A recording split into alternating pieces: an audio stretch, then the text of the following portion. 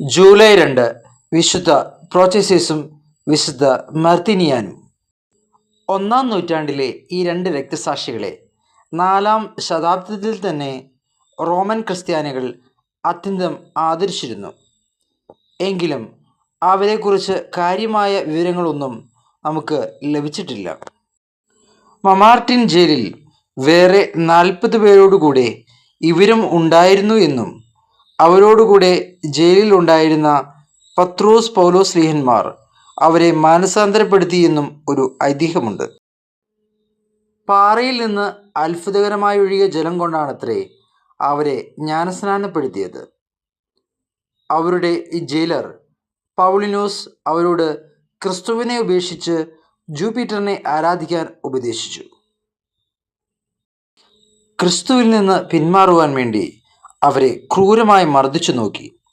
കർത്താവിൻ്റെ നാമം വാഴ്ത്തപ്പെടട്ടെ എന്ന് അവർ ഉച്ചത്തിൽ പറഞ്ഞുകൊണ്ടിരുന്നു.